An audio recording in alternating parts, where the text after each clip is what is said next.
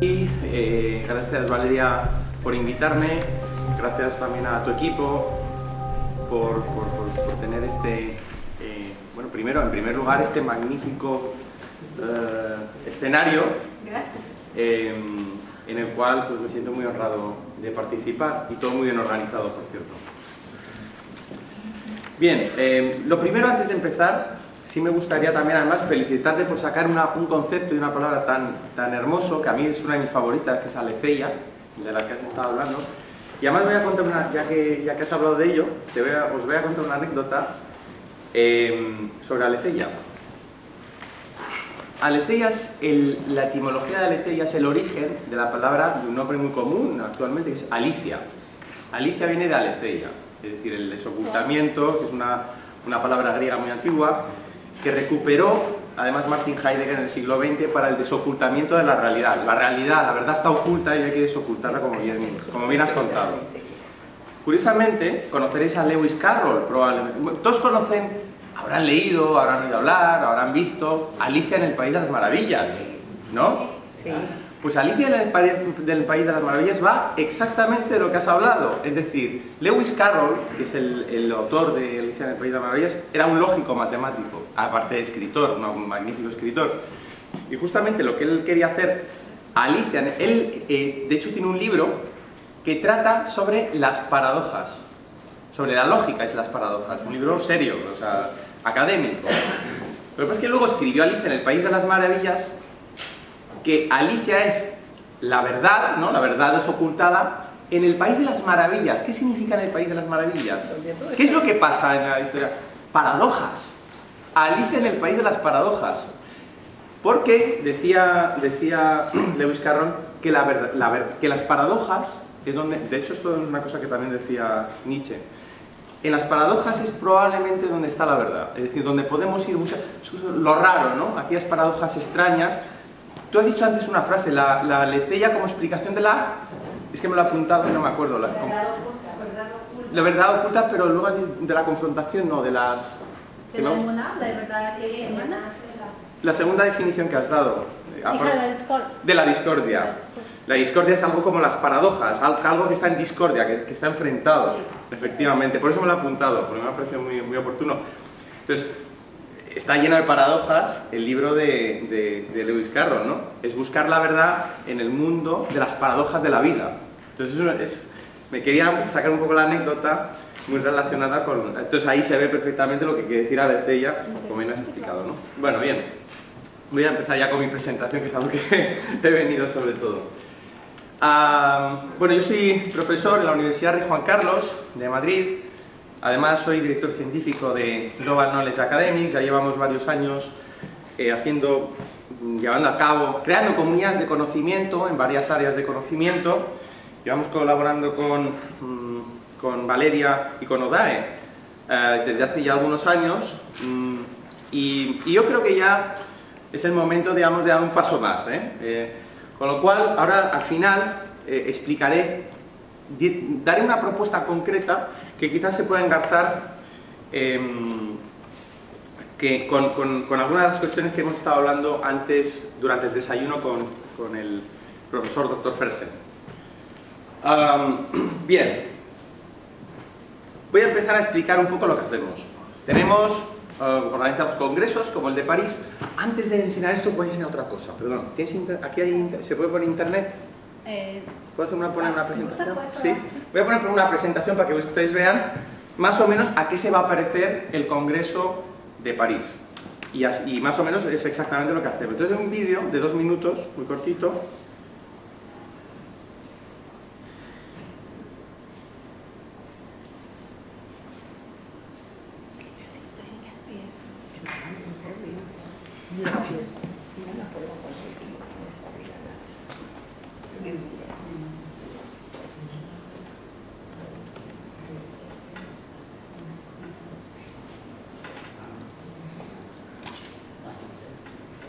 Y eso solo se puede conectar, ¿no? ¿Qué crees? ¿Sí? Y ahora abro un poco el... Sí. Sí. ¿En YouTube? YouTube, sí. Ahí lo tenemos.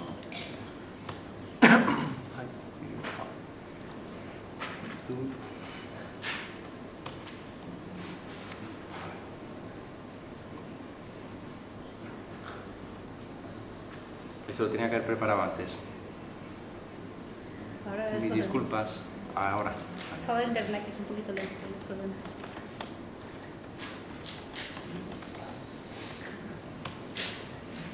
Ay, sí, bueno, espero que no me haya lento en el vídeo. La sabiduría es la sabiduría.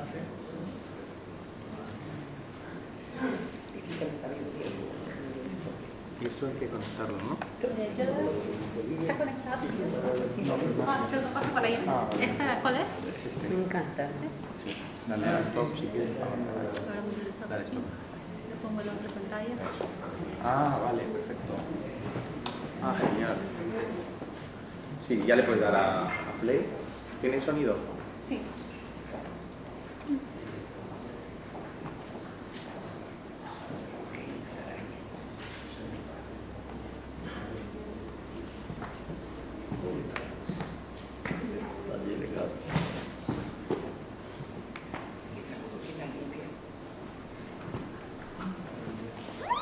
Se sube y le va a un trapito.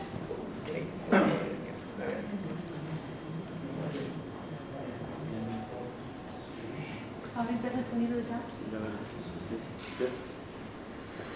Ahora.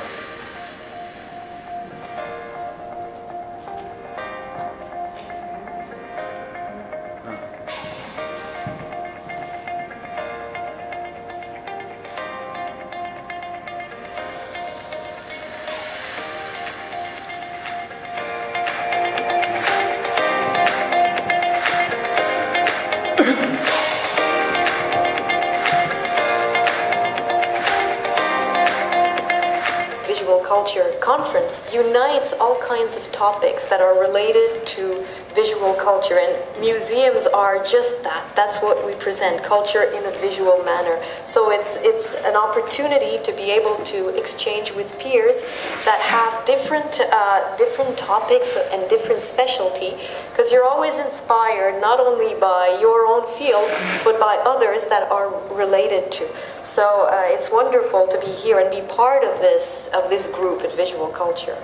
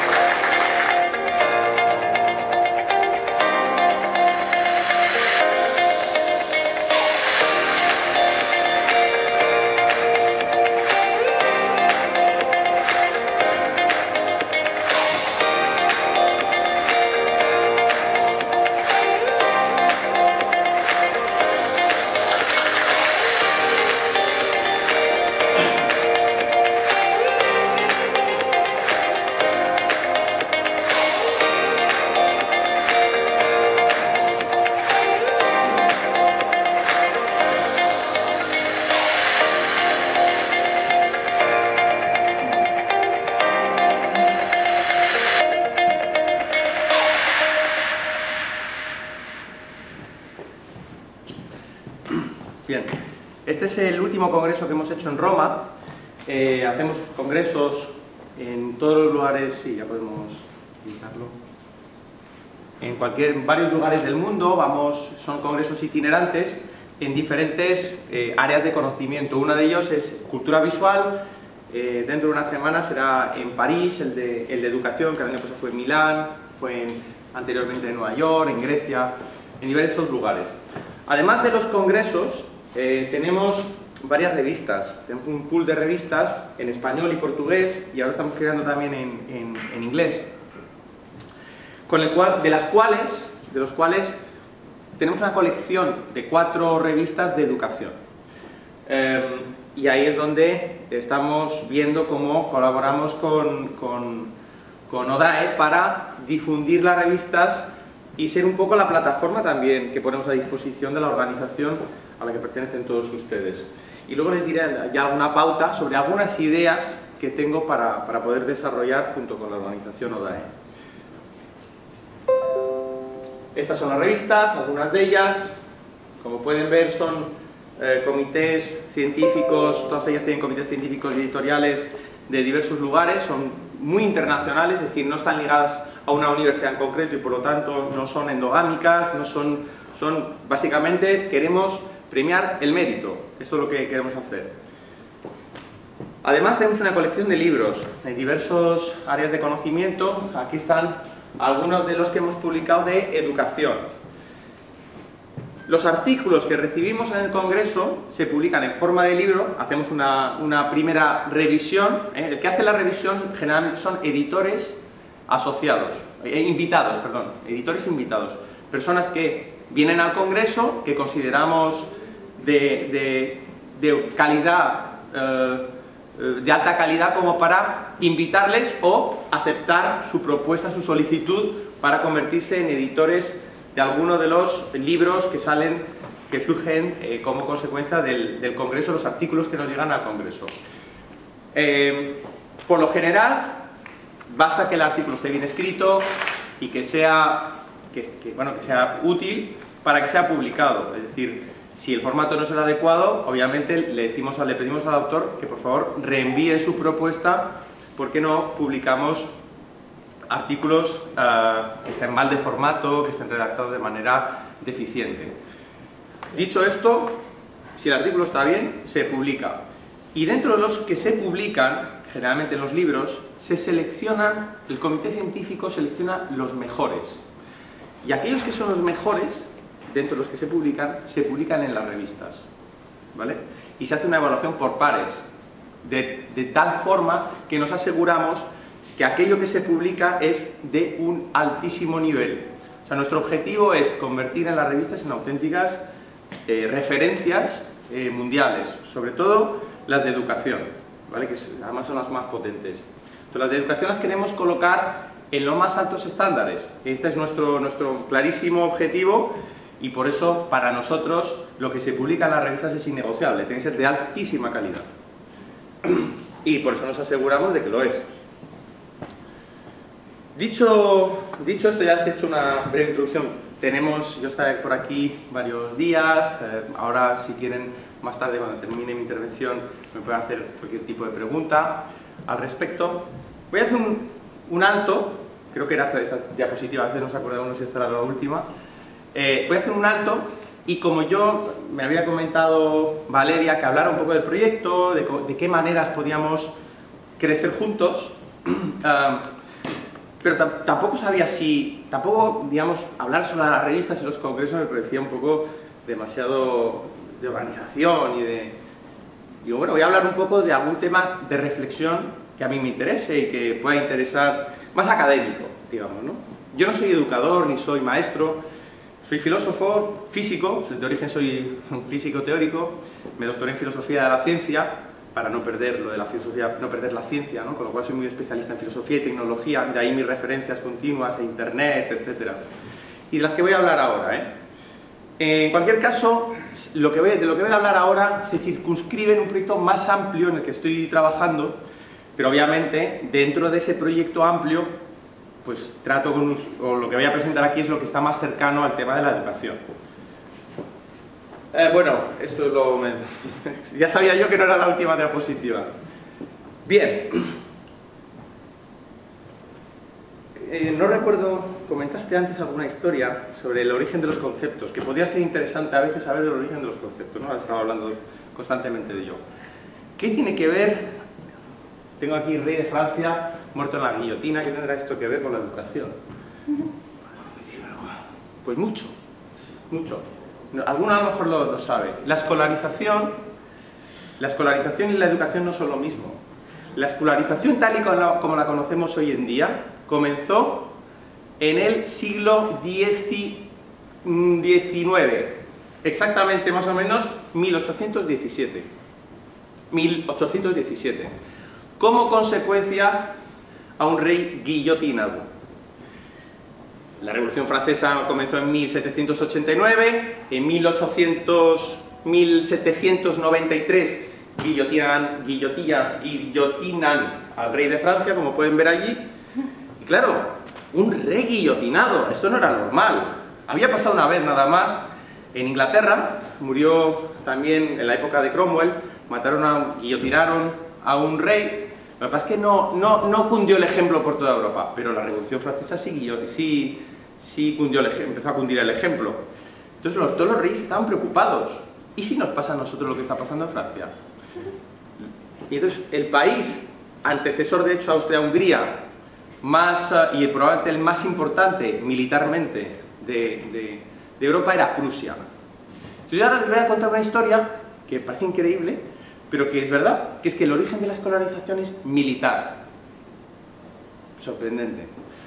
Claro, fíjense, los prusianos, que ya eran gente muy disciplinada, pensaron lo siguiente: bueno, ¿cómo hacer? O sea, si en Francia, después de un siglo de ilustración, un siglo de filósofos, han acabado en esto, ¿qué pasa si nosotros damos una educación abierta, una escolarización, o por lo menos dejamos que haya una, que pase lo mismo en Prusia, ¿no? Filosofía, apertura. Pues lo que tenemos que hacer es llamarlos a filas, más o menos, ponerlos en un lugar, en un aula, cosa que no era normal en la época. Aquí, o sea, no se iba a las casas a coger los niños y quitárselos a los padres. Los padres eso no querían, no es como ahora. Los niños estaban en sus casas y ayudaban generalmente a cosechar, a la ganadería. Que viniera el Estado prusiano a quitarte a los niños, no, pues no quería la familia, no era para nada bueno probablemente. Los cogían, los llevaban a la escuela y lo que ellos querían hacer era reaccionar, el emperador prusiano quería reaccionar contra lo que se había hecho en Francia. Sí, en lugar, para que no le guillotinaran a él en la cabeza, lo que iba a él, de cierto modo, era metafóricamente decapitar metafóricamente a los niños, teniéndoles en las escuelas, para desde pequeñitos inocularles las bondades del emperador, las bondades de tener un rey, etc. Si uno se las hace con los niños, eso, con 7 años, pues generalmente es que funcione bien. Y de hecho funcionó tan bien, y los ejércitos eran tan disciplinados que avanzaban todos en fila, como aquí, en fila, y no se rompían las filas hasta muy entrado. Esto le encantó a Napoleón, y Napoleón en las guerras franco-prusianas se llevó la idea a Francia, y de ahí saltó a Estados Unidos. Y ya se extendió a toda Europa, o sea, a todo el mundo, perdón. Bueno, pues ahí nace la escolarización. Que el origen de la escolarización sea militar y más o menos negativo, no significa que yo esté criticando la escolarización, ¿eh? Esto hace ya más de un siglo. Obviamente la evolución ha sido tanto positiva como negativa. No tenemos por qué pensar que la escolarización tuvo un origen, un nacimiento fantástico, maravilloso y paradisíaco. Tuvo el origen que tuvo y de ahí se fue evolucionando. Bien. Lo único importante es darse cuenta que no es lo mismo, obviamente, escolarización que educación. Bueno, eso es un colegio en Grecia, hemos dado un gran salto adelante en 1983. Como se ve, los niños están en filas, es que, o sea, si nosotros vemos cómo están no están en círculo como estamos nosotros ahora, que estamos en igualdad.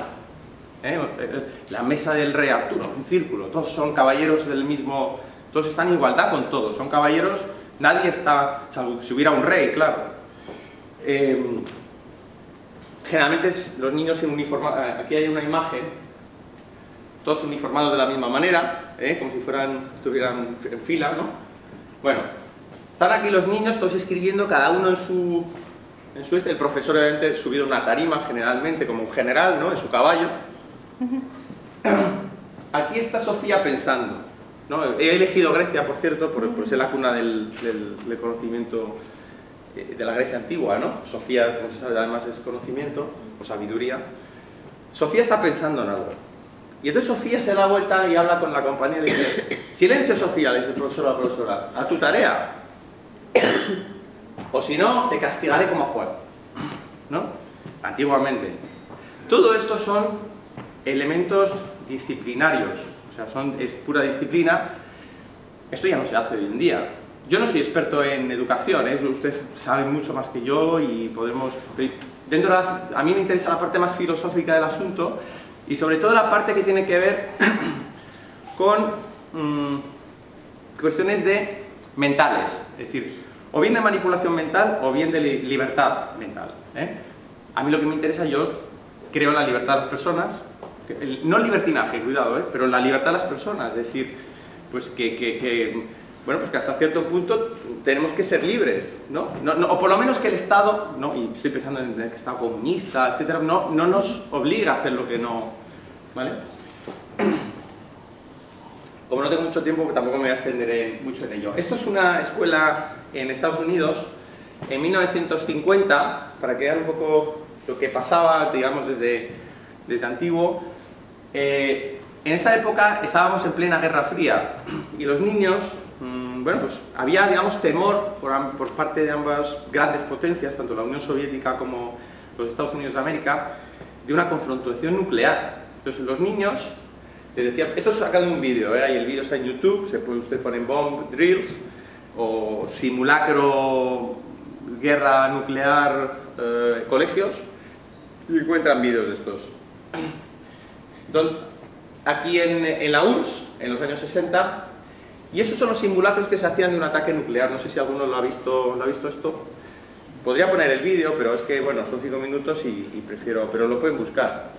Entonces, como los niños, hay vídeos con, además muy gracioso, porque son como dibujos animados, como el Estado, digamos, convencía a los niños, ¿no?, en la televisión, cómo decirle a los niños lo que tenían que aprender, pues con dibujos animados y con una tortuga. Entonces le enseñaban una tortuga que iba en su caparazón y se tenían dentro de su caparazón. Y a los niños les decían, pues tú como una tortuga, métete, si hay un ataque y oyes la alarma de ataque, os metéis todos debajo de las mesas. Hasta este punto llegó un poco el miedo de un ataque nuclear, tanto en Estados Unidos como en la Unión Soviética. Probablemente de manera exagerada, aunque es verdad que hubo momentos en los cuales pudo haber una deflagración nuclear. Entonces, hasta que llegó la caída del muro de Berlín en 1989. Y entonces, el mundo, en cierto modo, entre 1989 y 1997 empieza a cambiar. Yo no sé, y esto les invito a ustedes o a cualquier persona que quiera hacer la investigación, yo, si tengo alguna doctoranda o doctorando, se lo voy a proponer, que es realizar una investigación sobre cuál es el origen, es decir, durante la Guerra Fría había que tener una sociedad muy disciplinada, porque había riesgo de confrontación militar. Es como los prusianos. Hay un enemigo, igual que los prusianos les enseñaban desde pequeños a andar tal, pues ahí les enseñan todo tipo de cosas para tener miedo al enemigo y saber que, pues desde el lado estadounidense, el comunismo es malo, ¿no? Y del lado comunista, el capitalismo es malo, ¿no? Cada uno su sistema, su modelo. Lo que a mí me interesa es saber si la sociedad actual, digamos, en la cual aparentemente, pero tampoco tengo, hay un cierto relajamiento por parte de las instituciones públicas en cuanto a la educación, o eso me lo parece a mí, hay menos presupuesto. Es decir, claro, cuando estás en una guerra fría, probablemente en Europa, en Estados Unidos, en el mundo, no ha habido mejor educación de contenidos y de profesores, y más apoyo a los profesores que durante la Guerra Fría. O sea, durante la Guerra Fría ha sido una época desde 1950 hasta 1970, más o menos, donde en general en Latinoamérica no, porque están las dictaduras, pero en Europa se vivía, y en Estados Unidos se vivía muy bien, porque bueno, la educación era muy buena, se aprendía muchísimo, y había interés. Además había dos formas de llegar a los alumnos. ¿Cómo se instruía a los alumnos? A los alumnos se les instruía, a la sociedad, a los jóvenes, de dos maneras. Una, o sea, ¿cómo le llega información al alumno? Una en la escuela y otra a través de la familia. La familia, en cierto modo, un Estado que esté en guerra o esté preocupado por instruir de manera correcta a su joven sociedad, lo puede, como digo, a través de la familia, lo podía hacer a través de la televisión, sobre todo si había pocos canales, había 2 o 3 canales, se puede instruir a través de la familia, toda la familia pone la tele y ahí los noticieros, etcétera, se da la información pues que más o menos el gobierno quiera estos quieran dar, ¿no? Y en la escuela, entonces el papel del profesor como intermediario entre las partes altas de la esfera política y el colegio y los niños era el profesor. Entonces el profesor era muy importante. Entonces había que darle buen sueldo, había que tener un prestigio social, había que darle apoyo presupuestario, etc. A raíz, cuando ya no hay enemigo, porque acaba la Guerra Fría, esto parece que termina.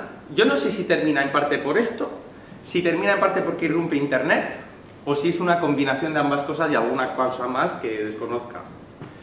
Esto me interesa, ¿no? La irrupción de Internet fue en 1997. La cuestión es que parece haber como menos... claro, los que los alumnos, lo que decía yo antes, que los alumnos no se evalúen, por ejemplo, ¿no? Hoy en día, controlar lo que llega a los alumnos, a los jóvenes, es mucho más difícil. Vivimos en una sociedad muy compleja. Ya la cosa no es una televisión con 3 canales, son infinitos canales. Son lo que les llega por internet, bueno, entrar a internet, ¿no? Y no solo me refiero desde jóvenes a más mayores, lo que les llega de internet es brutal. La radio, el teléfono, no solo internet.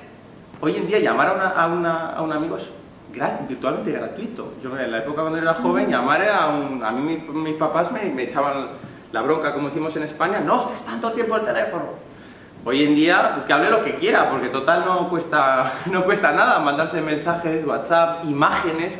Es decir, el mandarse imágenes tiene un poder propagandístico brutal. Es decir, ya no hace propaganda solo Goebbels, o no hace propaganda Stalin, es que hace, cada mensaje de los que mandamos es un mensaje propagandístico, o podría serlo, ¿no? Potencialmente. Y la suma de pequeños mensajes puede hacer cambiar a una persona de opinión.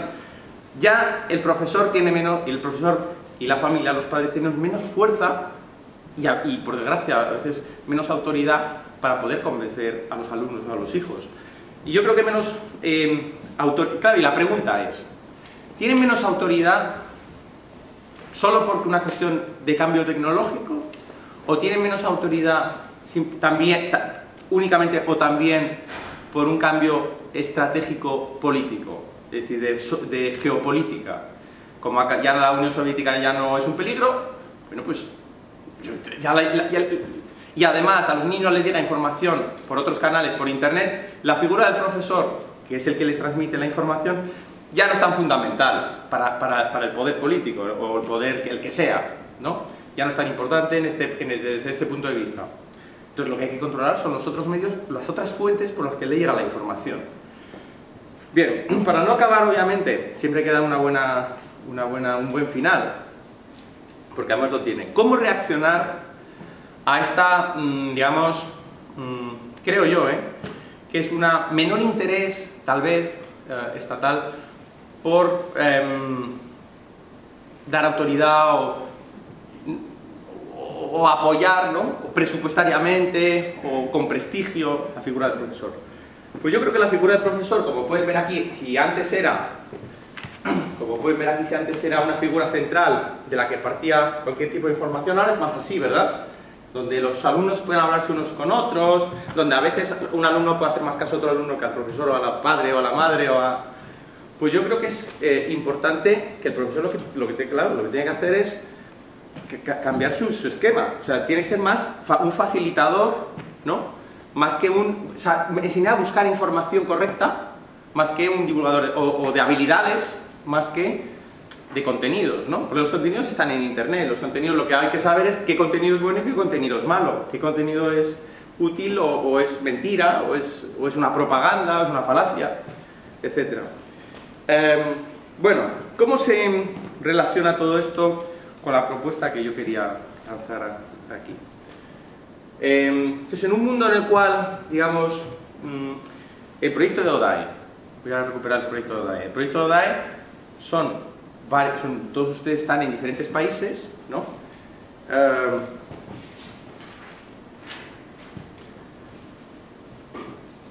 Y claro, la comunicación se hace difícil para crecer, para expandirse. ¿Qué es lo que se necesita para que haya más cohesión? Para que haya algo que dé cohesión, ¿no? O que dé ese pegamento, que se consigan proyectos, ¿no? Como hablaba el profesor Fersen. Bueno, yo creo que una cuestión importante son estas dos cuestiones, las que voy a enseñar ahora, que son la internacionalización y el atrevimiento. Y entonces voy a hacer una propuesta que creo que es un gran potencial de este grupo. O sea, no es normal que haya personas que vienen de varios tipos de escuelas, yo creo que se pueden hacer proyectos, o sea, se pueden hacer proyectos muy útiles para incluso conseguir subvenciones y conseguir dinero, proyectos que si de otra manera no se podrían conseguir en el país de uno. Si aquí somos internacionales, habrá que sacar ventaja de justo eso, ¿no? Que es uno de los grandes potenciales. Propongo, nosotros tenemos revistas, ¿no? Y nosotros tenemos una larga experiencia en evaluación por pares. ¿En cómo se hace evaluación por pares? Tenemos un software que permite hacer evaluación. El software libre, lo conseguimos poner de manera gratuita. Entonces, yo siempre he pensado que sería muy útil hacer una evaluación por pares entre colegios internacionales. Es decir, que los alumnos, ya que los alumnos no son, lo que tienen que aprender son habilidades más que contenidos, lo que tienen que aprender es cómo confiar en el compañero, si lo que le dice es correcto o no, o cómo evaluar si su compañero hace cosas correctas o no, o dice cosas correctas o no, o si su compañero ha buscado la buena información donde debe buscarla. Y además, cómo hacer que ya que confían unos en otros, cómo hacer que obtengan que lleguen a conocimiento nuevo participando juntos. Bueno, pues básicamente lo que se puede hacer es con 2 colegios, o 3 colegios, o 4 colegios de países distintos, que se evalúen unos a otros. Las plataformas web lo permiten, es decir, si un alumno hace un trabajo, un comentario de texto, no sé, ustedes de esto saben mucho más que yo, se hace un comentario de texto, eso se sube a la plataforma y lo puede evaluar otro alumno, no solo de la propia clase, de otro país. O sea, si hacemos un proyecto de eso, me parece que esto no lo ha hecho nadie. A mí no me suena que esto lo haya hecho nadie. Bueno, es una propuesta que lanzo como idea y que me pareció interesante modestamente proponerla por si se crean grupos de trabajo, esta u otras ideas, ¿eh? Yo lo que sí que creo es que estos son los 2 conceptos, o los 2 principios que deben guiar, que son la internacionalización, que yo creo que es la gran ventaja de ODAE, y la otra cosa es atreverse a hacer cosas, ¿eh? Atreverse a hacer cosas de esas internacionales y no solo estar en el país con lo que le viene uno de vertical desde arriba del Estado, etcétera. No sé si se podrán hacer este tipo de cosas. Claro, pues luego habla, imagino, normativas en cada país que quizá pues obstaculicen, dificulten, frenen algunas de estas iniciativas. Pero a lo que voy es que no estamos ya en un Estado prusiano y si lo estamos, la forma de combatirlo es mediante comunicación horizontal entre diferentes países, ¿no? La ciencia avanzó en una parte muy importante gracias a la internacionalización, porque nosotros mismos lo estamos viendo, somos todos académicos, científicos, venimos, investigamos, aprendemos unos de otros. ¿Por qué no van a aprender los niños también unos de otros? Y con un intercambio de culturas. Y muchas gracias.